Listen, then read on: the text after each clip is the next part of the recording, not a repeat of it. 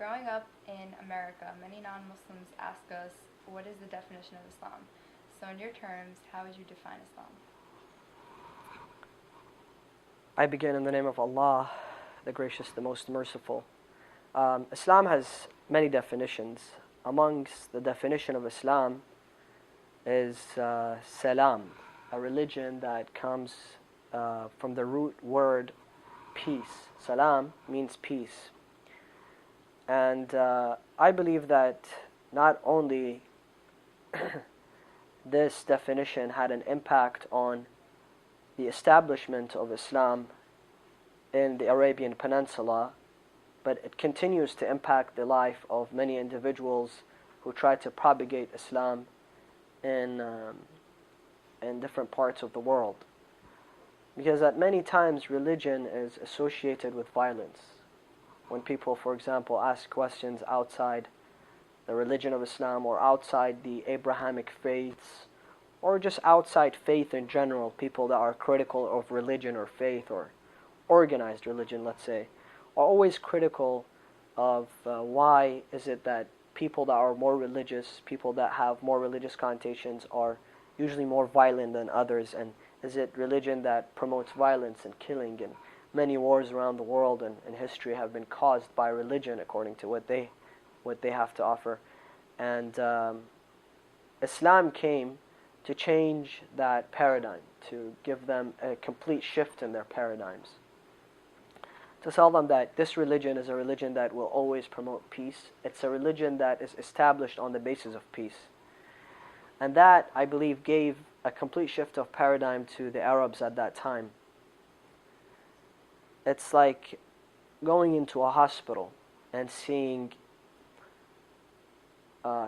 two kids by the ICU room running around and being loud and disturbing the peace there. And then your first paradigm is, why isn't their father taking care of them? Why isn't their father keeping them quiet? Why isn't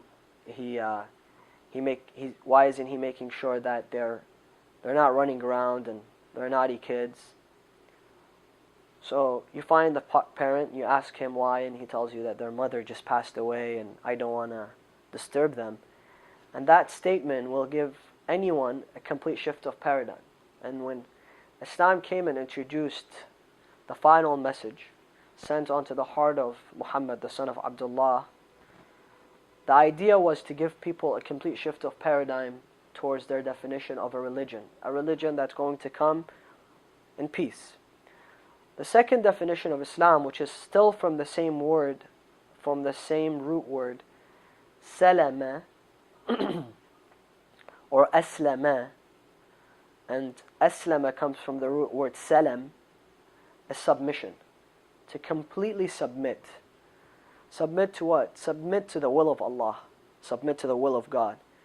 To completely and utterly say that we are the servants and the creation of Allah and we follow His commands.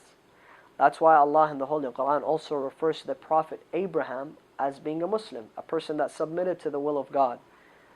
And we know that according to the Holy Bible, according to the Old Testament, the New Testament, the Holy Quran, the trials and the tests that Abraham went through are all recorded. That he went through a lot of tough tests by Allah subhanahu wa ta'ala, where he did not have children, then he had to destroy the idols, then he had to build, according to the Muslims, the house of the Kaaba, then he was asked to sacrifice his son, and all those stories. And Allah in the Holy Quran then says, all in the end, Ibrahim proved to be a Muslim, meaning he submitted to the will of Allah. And that's what's required of Muslims, to submit to Allah subhanahu wa ta'ala in all their life. I think when we can, and of course we can speak a lot further about the definition of Islam and the meaning of Islam, the religion of Islam, but I think growing up here in America, people can really relate to those two definitions.